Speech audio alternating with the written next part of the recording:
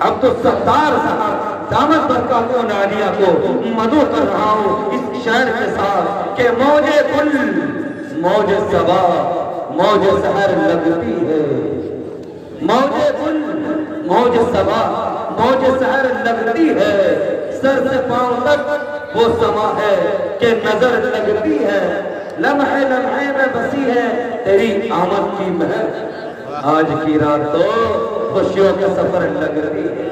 واہ ماشاءاللہ، سبحان اللہ سبحان اللہ۔ جوانی یار الٹا جا پر رکھا کرسی بیچ میں چلے بھائی، یہ سائڈ میں چلے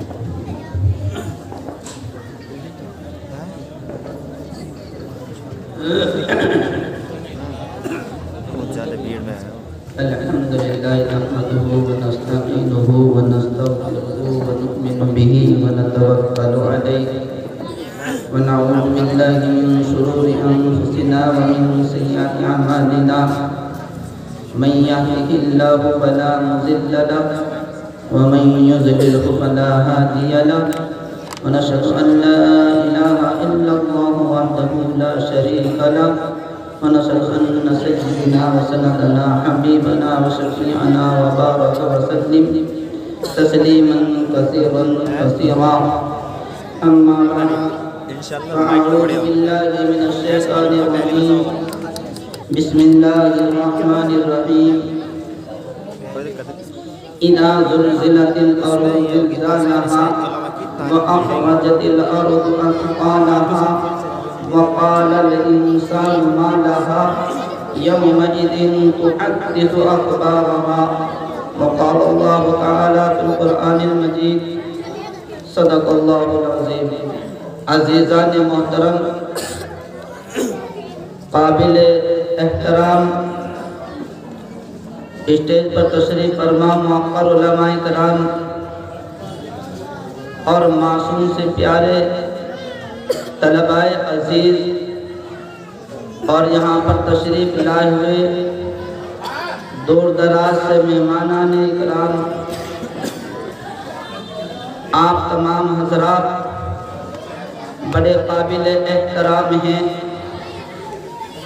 آپ حضرات اپنے وقت کو قربان کر کے اپنے تمام سفروں کی صعوبتیں برداشت کر کے اور آرام کو چھوڑ کر یہاں پر تشریف فرما ہوئے اور ہمارے علاقے کے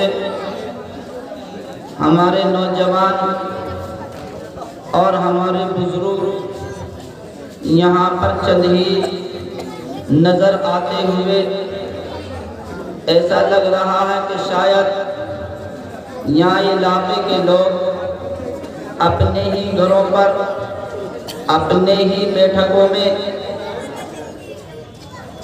بڑے اطمینان سے وہیں تمام علماء کرام کی باتیں سن رہے ہیں، لیکن ایسا بھی نہیں کہ جب کوئی مہمان کسی کے یہاں پر آئے تو میزبان کا بھی حق ہوتا ہے کہ وہ مہمان کا استقبال کرے، مہمان نوازی کرے۔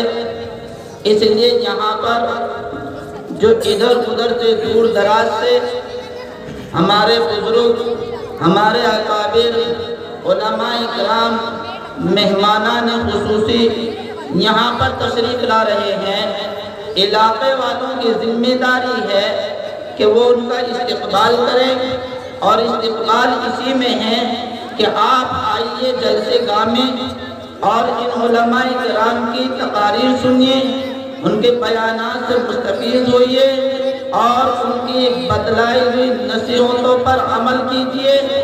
انشاءاللہ آپ حضرات اس کے یہ ثمرات دیکھیں گے کہ آپ کی نہ جانے کتنی صعوبتیں، مصیبتیں، پریشانیاں دور ہوں گی، اور نہ جانے کتنے آفات بلایات ختم ہوں گی، نہ جانے کتنے حادثات سے آپ محفوظ ہو جائیں گے، نہ جانے گھر کے اندر جو بے برکتیاں آ گئی ہیں، گھروں کے اندر برکتوں کا نزول ہو جائے گا۔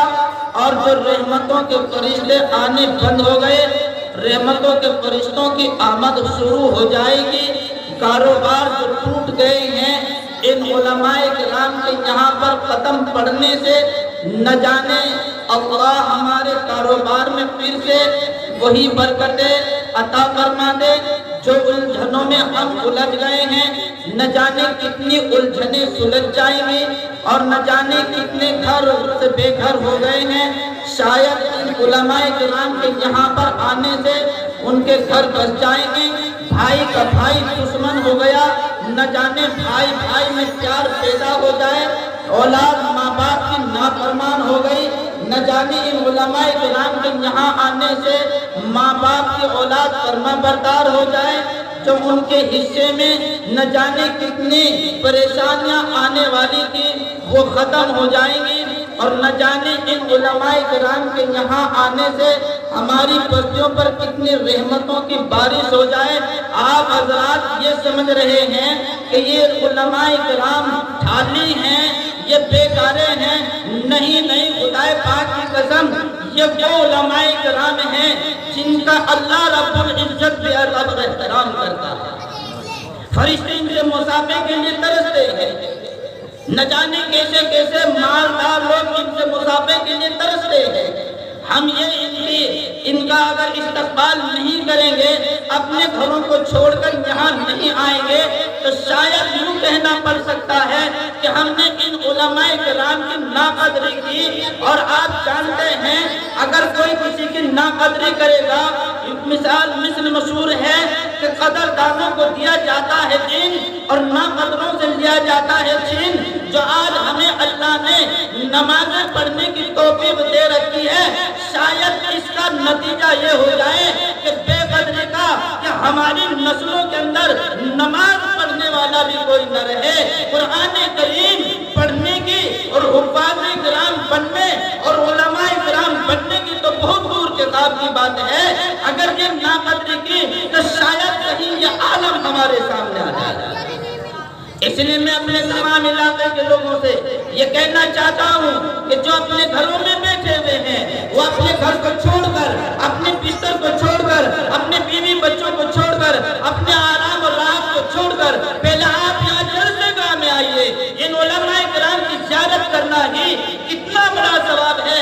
اگر حدیث پاک میں آتا ہے ایک عالم کی زیارت کر لینا 1000 نفلوں سے پڑھنے سے کہیں زیادہ افضل ہے۔ آئیے میں آپ کو ایک واقعہ بتلاتا ہوں۔ ایک مرتبہ ایک نوجوان جو اپنی جوانی کو پہنچ جاتا ہے، اس کی شادی کا نمبر آتا ہے، گھر والے جب اس کی شادی کا کہیں پیغام پہنچاتے ہیں، اتفاق سے یہ بالکل ان پڑھ ہے، اس کی شادی جب کہیں ہوتی ہے، اس کی شادی کی جب کہیں بات ہوتی ہے تو وہ ایک حافظ قرآن بچی سے ہو جاتی ہے۔ جب اسے پتہ چلتا ہے خوشی کے مارے پھول اٹھتا ہے اور جھومتا ہے، یار دوستوں سے بتلاتا ہے میرا کیسا نصیب ہے کہ میری حیات شریک جو آنے والی ہے وہ حافظ قرآن ہے۔ آپ اور ہم بھی چاہتے ہیں کہ نہیں چاہتے کہ ہماری زندگی میں کوئی بچی حافظ قرآن ہمارے نکاح میں آ جائے؟ ہر کسی کی تمنا ہوتی ہے، اور جو بڑے ہو چکے ہیں جن کی شادیاں ہو گئی وہ چاہتے ہیں کہ ہمارے بیٹے کی اگر شادی ہو تو ایسی بچی ہمیں مل جائے نیک جو قرآن کریم کی حافظ قرآن ہو، روز مرہ ہمارے گھر میں قرآن کریم پڑھا جائے، ہمارے گھر میں برکت آ جائے، نحوست ختم ہو جائے۔ ہر کوئی یہ چاہتا ہے کہ نہیں چاہتا؟ آپ حضرات بھی چاہتے ہیں؟ اس نوجوان کی شادی کا جب یہ پیغام اس بچی کے یہاں پہنچا، یہ بہت خوش ہوا، یارو دوستوں سے خوشی خوشی بتلاتا پھر رہا ہے۔ اسی اثنا میں نکاح ہو جاتا ہے، نکاح ہو کر بچی گھر میں آ جاتی ہے۔ بچی جب گھر میں آ جاتی ہے یہ اپنی بیوی سے ملاقات کے لیے جاتا ہے۔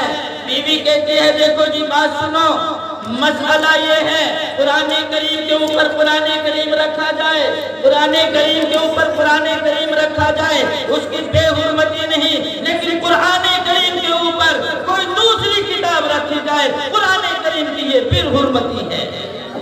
میرے سینے میں قرآن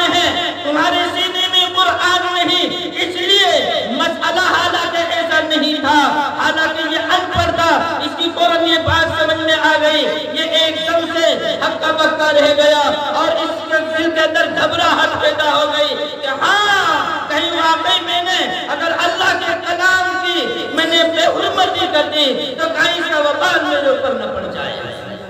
یہ پریشان ہے. کتنی خوشی خوشی سے اس نے شادی کرائی, کتنی یار دوستوں کو شادی میں بلایا, بے انتہا خوشی میں. اب یہ کسی اپنے دوست سے ملاقات کی, اس نے کہا کہ میری ساری خوشیوں کا مزہ گرگرا ہو گیا. کہ کیا ہوا کہ بیوی نے یہ مسئلہ سامنے رکھ دیا کہ میرے سینے میں قرآن, تیرے سینے میں قرآن نہیں ہے, اس لیے میں تجھے یہ اجازت نہیں دیتی.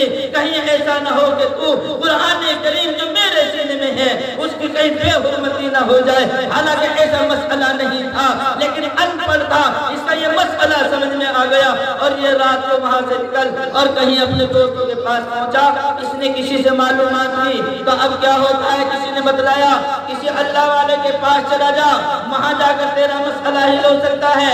یہ تلاش میں لگا, صبح ہوئی, یہ کسی سے معلوم کرتا کرتا یہ کسی عالم دین کے پاس پہنچا اور اس نے جا کر تمام اپنی جتنی زندگی کی جو خوشیاں تھی, جو اس کی کرکری ہو چکی تھی, جو اس کی زندگی کا مزہ خراب ہو چکا تھا, سارا بیان کیا.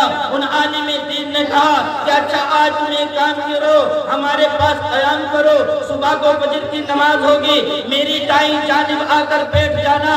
یہ صبح ساری رات سویا نہیں, صبح کو فجر کی اذان ہوتی ہے, یہ سویرے پہنچ جاتا ہے اور مسجد میں جا کر جہاں وہ عالم دین بیٹھا کرتے تھے نماز پڑھنے کے لیے دائیں جانب بیٹھ گیا. امام عالم دین نماز پڑھنے کے لیے آ گئے. جب نماز سے فارغ ہوئے اور انہوں نے دائیں جانب سلام پھیرا, یوں کر کے سلام پھیرا اور اس کو سی نظر سے دیکھا, بس یہ اپنے دل میں یہ محسوس کرنے لگا کہ شاید میرے دل کے اندر کوئی چیز آئی ہے. یہ اپنے آپ میں محسوس کر رہا تھا. اس نے جگہ جگہ سے قرآن پڑھنا شروع کر دیا. یہ اپنے دل میں محسوس کیا کہ ہاں تو حافظ قرآن ہو گیا. ان سے ملاقات کر کے اپنے گھر واپس آیا. جب شام ہوئی بیوی کے پاس جاتا ہے, بیوی نے پہلی رات والا مسئلہ پھر دوبارہ اس کے سامنے رکھ دیا کہ دیکھو جی بات سنو, میرے سینے میں قرآن ہے, تمہارے سینے میں قرآن نہیں. اگر تم نے کہیں اس کی بے حرمتی کر دی, اللہ کا عذاب تم پر نہ آ جائے, کہیں اللہ کی گرفت میں نہ آ جائے. اس نے کہا کہ ہاں مسئلہ میں بھی سمجھ گیا, میں سمجھ گیا. قرآن کریم کے اوپر قرآن رکھا جائے, اس کی بے حرمتی نہیں. تیرے سینے میں قرآن ہے تو میرے سینے میں بھی قرآن ہے. بیوی کہنے لگی ایسے کیسے ہو سکتا ہے, کل تک تو ان پڑھ ہے, انگوٹھا چھاپ ہے, آج میں رہا ہے میں حافظ قرآن ہوں, ایسا کیسے ہو سکتا ہے. اس نے کہا اگر تجھے یقین نہیں آ رہا تو تیرا جہاں سے دل چاہے پڑھوائے. بیوی نے جب نہ جانے کس کس پارے میں سے, کبھی کسی پارے میں سے, کبھی کسی صورت میں سے, جگہ جگہ سے اس نے قرآن کریم پڑھوایا. اس نے فٹافٹ قرآن کریم پڑھ دیا.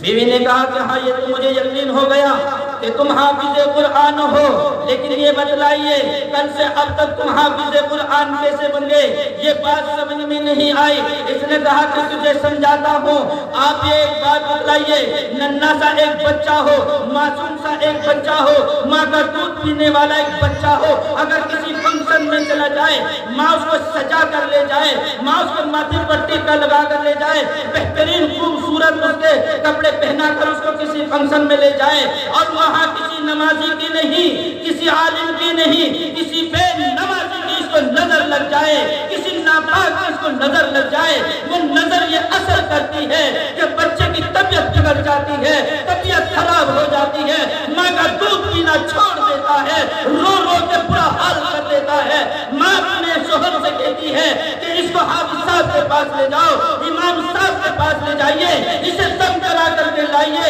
اس بچے کو لے کر اور وہ امام صاحب کے پاس لے جاتا ہے, دم کرا کر واپس گھر لاتا ہے. اس کی نظر اتر جاتی ہے, اس کی نظر اتر جاتی ہے, گھر آ کے ماں کا دودھ پینے لگتا ہے. اگر ایک بچے کو ایک نظر لگ کر اس کو اپنی ماں کا دودھ پینا چھوڑ سکتا ہے, مجھے اگر کسی اللہ والے کی نظر لگ جائے تو میں حافظ قرآن کیوں نہیں بن سکتا.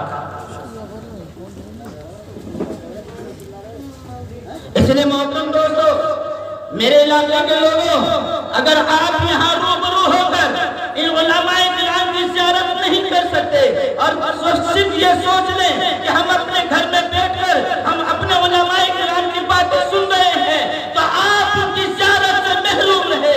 نہ جانے آپ کی ان کی نظر آپ پر کون سی پڑ سکتی تھی. اگر محبت والی نظر پڑ جائے تو حضور پاک علیہ السلام کی اگر محبت والی نظر پڑ جائے تو حضرت عمر رضی اللہ تعالیٰ کو ایمان کی دولت سے نوازا جاتا ہے. اگر ابو جہل پر پڑ جائے تو اس میں سے بدبو آنے لگ جاتی ہے. تو سوچیں اگر ان علماء کرام کی نظر ہم پر پڑ گئی, ہم پر لگ گئی تو خدا پاک کی قسم نہ جانے کتنے بگڑے ہوئے کام سدھر سکتے ہیں. آپ نے یہ تو سنا ہوگا نظر اتنی خطرناک چیز ہے, اگر کسی کے مکان پر لگ جائے مکان کھنڈر ہو سکتا ہے, کسی کی سواری پر لگ جائے کباڑا بن سکتی ہے, اور یہیں تک نہیں کسی کے کاروبار پر لگ جائے تو ٹھپ ہو جاتا ہے, یہیں تک نہیں پتھر پر لگ جائے تو پھٹ کے دو ٹکڑے ہو سکتا ہے. آپ ان علماء کرام کی نظروں سے بچنا چاہتے ہیں؟ ارے نہیں, جہاں بھی آپ کو مل جائے روبرو ہو کر بیٹھیے, آمنے سامنے بیٹھیے اور ان پر نظر لگا کر کے رکھیے کہ ان کی آپ کی نظر جب ان کے چہرے پر پڑتی ہوگی آپ کو اللہ عبادت کا ثواب دے رہے. مگر افسوس بڑا افسوس, کتنی افسوس کی بات ہے, اتنا بڑا علاقہ جس میں نہ جانے کتنے ہزار لوگ رہتے ہیں اور یہاں پر ایسا محسوس ہو رہا ہے کہ شاید ہی علاقے کے لوگ سینکڑوں کی تعداد میں بھی نہیں. تو یہ علماء کرام کے آنے والوں کی ناقدری نہیں ہے تو اور کیا ہے. سوچ لیں ہم اپنے گھر میں آرام تو کر سکتے ہیں مگر چین کی نیند نہیں سو سکتے ان علماء کرام کی ناقدری کر کے. اس لیے میں آپ سے بار بار یہی عرض کروں گا کہ آپ اپنے علماء کرام کی قدر کیجئے, نوجوانوں خاص طور پر اپنے ماں باپ کی قدر کیجئے, اپنے بڑوں کا ادب اور احترام کیجئے. نوجوانوں ایک واقعہ سناتا ہوں, بس یہ سمجھ لیجئے کہ ایک نوجوان اپنی جوانی پہ پہنچا, وہ بالکل نوجوان تھا, اپنی ماں کے اکلوتا بیٹا تھا, باپ کا سایہ سر سے اتر چکا تھا, باپ کا پہلے انتقال ہو چکا تھا. یہ اس ماں نے اپنے اس اکلے کو بیٹے کو کس طرح پالا ہوگا, کیسی اس کی پرورش کے انتظام کیے ہوں گے, کس کے برتن دھوئے ہوں گے, کس کے گھر کی جھاڑو لگائی ہوگی اور اس کی تمام خوشیوں کے لیے پیسے مہیا کیے ہوں گے, اس کے لیے سامان مہیا کیا ہوگا کہ میرے بیٹے کو کوئی تکلیف نہ ہو جائے, میرے بیٹے کی کوئی خواہش نہ رہ جائے. لیکن جب یہ نوجوان اپنی جوانی کو پہنچتا ہے, ماں اس کی شادی کر دیتی ہے, بیوی گھر میں آ جاتی ہے, لیکن یہ نوجوان ہے, سر پہ باپ کا سایہ نہیں, خوف کسی کا رہا نہیں. یہ اپنے دوستوں میں, یہ اپنے یاروں میں لگ گیا, یاروں میں یاری ہو گئی, یاروں کے ساتھ گھومنے لگا, یاروں کے ساتھ بازاروں میں جانے لگا, یاروں کے ساتھ نہ جانے شرابوں کے اڈوں پر جانے لگا, اور نہ جانے گھر پر رات کو کس وقت آتا تھا. بوڑھی ماں اپنے بیٹے کا انتظار کرتی اور سوچتی کہ میرا بیٹا نہ جانے کس حال میں کہاں ہوگا, اور وہ راتوں نہ جانے آدھی رات تک وہ اپنے بیٹے کا انتظار کرتی رہتی. بیٹا نہ جانے کس رات میں آتا, کتنی تاخیر سے آتا. ماں کو بڑی بےکلی ہوا کرتی تھی کہ میں نے اس کو سوکھے میں سلایا, گیلے میں آپ لیتی, نہ جانے کسی صحبت برداشت کی اس نوجوان کے لیے. جب یہ نوجوان اپنی جوانی پر پہنچ کر یاروں میں لگ گیا, یاروں میں یاری ہو گئی, ایک روز شراب پی کر اور یہ جھومتا ہوا آ رہا تھا. ماں گھر پر اس کا انتظار کر رہی تھی, ماں سوچ رہی تھی آج آئے میں اس کے 2-4 تھپڑ لگاؤں گی اور اس سے پوچھوں گی کہ اس بوڑھی ماں کو کب تک ستاتا رہے گا.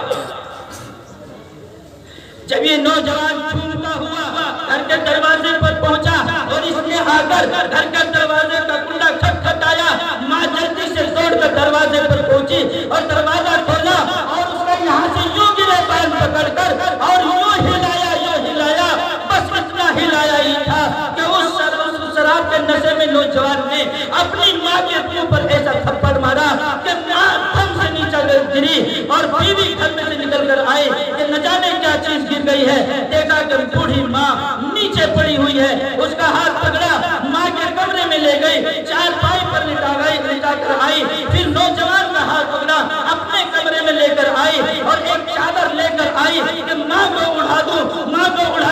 جب آئی تو ماں آنکھ بند کے ہوئے لیٹی ہوئی تھی اور یوں بد دعا دے رہی تھی، خدایا ایسی اولاد کو ماں کا جنازہ بھی نصیب نہ ہو، ماں کے جنازے کا کندھا نصیب نہ ہو، الہی یا تو صبح کا سورج اسے دیکھنا نصیب نہ ہو یا مجھے دیکھنا نصیب نہ ہو۔ یہ بد دعا دے رہی تھی۔ جس ماں نے اس نوجوان کے لیے مصیبتیں اٹھائی، پیروں فقیروں سے دعائیں کرائی، حافظوں عالموں سے دعائیں کرائی، یار رشتہ داروں سے دعائیں کرائی، آج وہی ماں یوں کہنے پر مجبور ہے کہ خدایا ایسے اولاد کو یا تو صبح کو اسے دیکھنا سورج نصیب نہ ہو یا مجھے دیکھنا نصیب نہ ہو۔ ہوتا کیا ہے کہ جب صبح ہوتی ہے اس نوجوان کا نشہ اتر جاتا ہے، یہ اس کی بیوی کہتی ہے کہ تمہیں پتا ہے تم نے رات کیا کیا کہ تم نے اپنی ماں کے منہ پر تھپڑ مارا۔ کہ اچھا میں نے اپنے ماں کے منہ پر تھپڑ مارا؟ کہ ہاں، کہ چلو معافی مانگ لیتا ہوں۔ ماں کے کمرے میں جاتا ہے، ماں کے پیٹ کا انگوٹھا پکڑ کر ہلاتا ہے، ماں بولی نہیں، سوچا کہ غصے میں ہے، ناراض ہے، سرہانے کی طرف گیا، سر کی جانب گیا اور جا کر ماں کے سر سے چادر اتاری تو خدا پاک کی قسم ماں اس دنیا سے رک سکتا۔ اب کیا تھا؟ یاروں کو فون کر دیا گیا، رشتہ داروں کو فون کر دیا گیا، یار رشتہ دار آ گئے۔ اسی دوران اس کے پیر کے انگوٹھے میں ایک دانہ نکلا، اس کو کھجلاتے اتنا زخم ہوا، برداشت سے باہر ہو گیا۔ کسی طبیب کو بلایا گیا، علاج معالجہ کرایا گیا، اس کو آرام نہ ملا۔ کسی مشورہ دیا کہ کسی بڑے ڈاکٹر کو دکھلائے، کسی ہسپتال میں لے جائے، اس کو وہاں پر ہسپتال میں بھرتی کر دیا گیا اور یہاں رشتہ داروں نے ماں کو کفن دے کر غسل دے کر دفنا کیا۔ ماں کا کندھا اسے نصیب نہ ہوا۔ کیوں نہ ہوا؟ اس لیے کہ اللہ کو اسے مزہ چکھانا تھا۔ ماں کے منہ پر جو تھپڑ مارا، ماں جو اپنا منہ کسی کو دکھانے کے لائق نہ رہی تھی، ماں نے یہ بد دعا اس لیے کی تھی کہ کس کو منہ دکھلاؤں گی کہ اس کے بیٹے نے اس کے منہ پر تھپڑ مارا ہے۔ اب ہوتا کیا ہے کہ اسی بیماری میں جو پاس پیسہ تھا سارا خرچ ہو گیا، مکان بک گیا، پھر بھی علاج نہ ہو سکا اور یہاں تک کہ ہسپتال والوں نے ہسپتال سے باہر نکال دیا، بھیک مانگ کر علاج کرانے لگا۔ ایک روز اسٹیشن کے قریب یہ بھیک مانگ رہا تھا، ادھر سے کوئی اللہ والے گزر رہے تھے، جب وہ ادھر سے آ رہے تھے ان کا پیچھے سے دامن پکڑا اور کھینچ لیا۔ انہوں نے پلٹ کر دیکھا کہ کیا بات ہے، ہاتھ جوڑ کر یوں کہنے لگا، اللہ والوں مجھے بھیک نہیں چاہیے، مجھے پیسے نہیں چاہیے، کہا کہ پھر کیا چاہیے؟ کپڑا چاہیے؟ کہ نہیں مجھے کپڑا نہیں چاہیے۔ کہ روٹی چاہیے؟ کہ نہیں روٹی نہیں چاہیے۔ کہ پھر کیا بات ہے بتلائیے؟ اس نے اپنے کان سے یوں کپڑا ہٹایا اور دیکھا کہ اس میں زخم ہے، راتوں دن چل رہا ہے، اتنا زخم ہے کہ اندر کی ہڈی نظر آ رہی ہے، کیڑے اس میں چل رہے ہیں۔ رو کر کے کہنے لگا، اللہ والا صرف اتنا بتا دو، اگر ماں کو دنیا میں ستانے کا یہ عذاب ہے تو آخرت میں کیا عذاب ہوگا۔ اس لیے نوجوانوں ہوش میں آئیے، جو آج ماں باپ کو رلا رہے ہیں کل تمہیں رونا پڑے گا۔ یہ پانی کے آنسو رو رہے ہیں، تمہیں خون کے آنسو رونے پڑیں گے۔ ایسا کوئی نہیں سکتا کہ تم ماں باپ کو ستاؤ، انہیں رلاؤ اور تمہاری زندگی خوشیوں سے کٹ جائے، ایسا کوئی نہیں سکتا۔ دعا کیجئے کہ اللہ ہمیں اپنے ماں باپ کی قدر کرنے کی توفیق عطا فرمائے۔ بس صرف مجھے آپ سے تو اتنے دیر کے لیے روبرو ہونا تھا کہ آپ ان علماء کرام کی قدر کیجئے، آپ ان کے آنے والے مہمانوں کا استقبال کیجئے، اور استقبال اسی میں ہے کہ آپ اس مجمع کو پورا بھریے، اپنے گھر کو چھوڑ کر یہاں جلسے گاہ میں آئیے۔ بس آپ سے یہ کام کرنا ہے۔ دعا کیجئے کہ اللہ ہم سب کا عمل کی توفیق نصیب فرمائے۔ ماشاءاللہ، جزاکم اللہ خیرا جزاک۔ واقعی ہمیں یہ چاہیے کہ ہم والدین کی خدمت کریں۔ کسی شاعر نے کہا، رب نے ماں کو یہ عظمت کمال دی، رب نے ماں کو یہ عظمت کمال دی، اس کی دعا پہ آئی مصیبت بھی ٹال دی، قرآن نے ماں کے پیار کی اس طرح مثال دی، جنت اٹھا کے ماں کے قدموں میں ڈال دی۔